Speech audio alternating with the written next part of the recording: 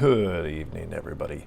Joe from NDB Aviation, and tonight I want to talk to you about one of the arcade-style add-ons we have from Microsoft Flight Sim 2020. And given, I know it's very simple for an add-on, but let's talk about the Sukhoi SU-57. As you can see, I've got a flight going here, flying it around, and narrating it after the fact, so I could actually double-check a few things before I did this review. But in this review, we're going to talk about how the fact that this is an arcade-style add-on. We're flying out of Hilo International Airport in Hawaii. That way we have a nice backdrop. But in this review, we're going to talk about the cockpit, the external features, control surfaces, design overall, the overall maneuverability and what kind of realism we have here, if any. Because, like I said, this is an arcade-style add-on. Now, most people will look at the $10 price and go, well, it's probably not worth my time. It's probably going to be just a piece of trash. But I would say this add-on actually kind of hits a sweet spot for just something fun to do, especially if you are an ace combat style flight sim person and you just want something simple and fun to play with. So let's dive right in and let's talk about the exterior model of this aircraft. The exterior model looks decent enough. It's nothing to write home about. It's nothing crazy nice and beautiful, but it gets the job done for $10 and it looks all right. Now, if you look at the actual aircraft versus the way this one looks, there's some cleaning up exterior-wise they need to do, especially with some of the rivet points and other features that are designed on here to make it look more like an aircraft, quote unquote. But the dimensions look pretty good. The overall design and how the engines are canted and slightly off-center looks pretty good as well. If you look at the actual design of the aircraft in real life, the intakes look good. The overall control surfaces look pretty reasonable and realistic to what you would find if you were looking at the real aircraft. Taking a break from the exterior model, let's go in and talk about the interior. The cockpit, as you saw from the beginning, the original or initial seating position is slightly too high. It needs to be dropped down. You need to tweak that a little bit when you first get in this aircraft to set up the overall view you're going to want while you fly around if you're inside the cockpit. Outside the cockpit, this thing is very simple to fly, but inside the cockpit, you're going to find a slew of switches, overall systems, and functionalities that are very basic. This is not a study level add-on, especially for the fact that it's $10, folks. But for $10, you get a lot of fun and something that you can do that's going to be a lot more enjoyable than that Eurofighter and a lot cheaper than that F-14 or the F-15. Albeit, it goes a lot faster than the jet trainers as well. But overall interior model is pretty simple. You do have a few good features that are nice. You can open the canopy, you can close the canopy, and you can see here that I was playing around before I started this flight. Did a few test runs, some touch and goes, and I decided to open the canopy, and you can see now that you can go flying around and keep that canopy open, which would not be really a good idea in real life. But overall, interior textures are what they are expected for a $10 add-on. Nothing crazy, nothing great, nothing deplorable at least. But for $10, this really kind of hits a nice sweet spot. So let's go over and let's talk about the maneuverability and the flight characteristics of this aircraft. Overall, I would say this is a well-designed arcade-style add-on. Now, please understand why I say arcade-style add-on.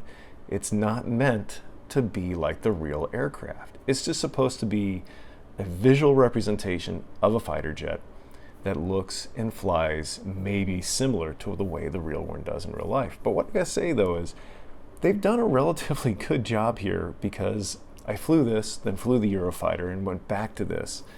And this flies more so like what I've seen the demonstrations of this aircraft in real life versus the Eurofighter and the way it plays in Microsoft Flight Sim 2020 versus actual representations in real life of people doing air shows.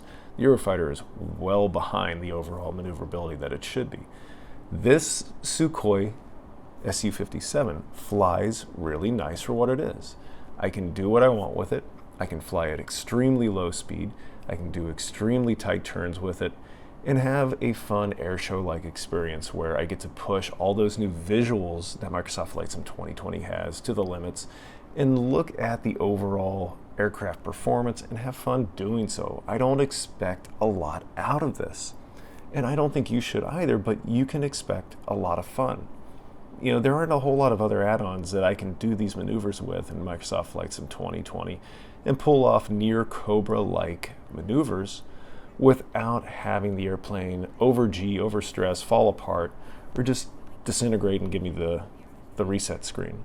The other good thing about this one is it does a relatively realistic representation of what this airplane might do in real life for climb, G-loads, turnings, left, right, all that's pretty close. And even with the fuel load being low, we still don't burn fuel like we should. And I think that's a Microsoft thing here.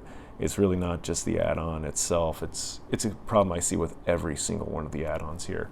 But the PAC-FA climbs like a banshee. It will go up to whatever this new artificial ceiling of 62,750 feet and keep climbing. It does pretty well, turning itself back down, coming down to earth, slowing down. And like I've said already, it's extremely docile, even for high G maneuvers, because of those engines that they have paired with it and the overall thrust factor for thrust to weight ratio here. You can do a lot of low speed maneuvers, stall the airplane out completely, go into either a spin or a uncontrolled stall, power through it, get yourself to an accelerated stall, and then you can just keep pushing the aircraft further and further and further, and you're going to find a point where those engines just help you come right out of whatever you've put yourself into, which is really fun. And for me, I've gotten maybe an hour of joy out of this aircraft, and for $10, that's not bad. There are some sweet spots though for the maneuverability. When you're trying to do the high G maneuvers like the Cobra, and anything similar to it, you're going to be wanting at least 170 plus knots to really get the airplane to truly pitch over and pitch up and give you that more combat-like maneuvers and high angle of attack where you can just turn the aircraft on a dime. You're going to need to start somewhere 200 to 260 knots to really get those really, really nice pitch ups, pitch down, and just throw the airplane around like it's an extra 300, but an extra 300 on massive amount of steroids and a whole lot of other things. Inside here, I did notice though, coming back from high altitude, the HUD does flicker. There are some issues with the HUD. I didn't really care for some of the wear and tear marks on the canopy. And overall, I hope they continue to improve this. It's for $10, I'm not expecting much, but it would be nice to have the HUD fixed, and maybe that's an MSFS 2020 issue. But like I've said, this is an arcade add-on. It's not meant to be the end-all Sukhoi SU-57 add-on for Microsoft Flight Sim 2020. It's meant for people to jump in, have fun, and I think it's for the Xbox as well. And if I was playing Microsoft Flight Sim 2020 only on the Xbox, I would definitely be buying this. This would be something I'd be wanting to go have fun with in Microsoft Flight Sim 2020 on my Xbox if that's what I was doing. But I do this all on my actual desktop PC, which I think is a better experience overall. If you were going to pair this up with some flight peripherals for my testing of this for the review purposes, I did pair this with the Honeycomb Aeronautical Alpha and Honeycomb Aeronautical Bravo throttle quadrant, because those are my most precise peripherals I have for any testing purposes. For the rudders, I did use my old SciTech rudder pedals, the Cessna ones, not the basic ones. And for those purposes, I was really happy with how I could push and just kind of play with this aircraft. I feel like I got a chance to push it to its limits. I got a chance to fly it around like it was like a Skyhawk. Right now it's exceptionally docile, it's slow. The spoilers really slow it down. The gear also helps slow it down a little bit, not a whole lot, but a little bit. The flaps are definitely some serious amount of lift. I don't know if I would expect that much of a pitch change in real life, but again, these are all little things that, one, I don't fly the real aircraft, and two, it's arcade, so I don't expect this thing to be perfect. It is fun to fly though. I think if you wanted an airplane that you can go fast, get to point A, point B extremely quickly without having to worry about a fuel load, this is the thing to do it with. It sure is a lot more fun, the Eurofighter.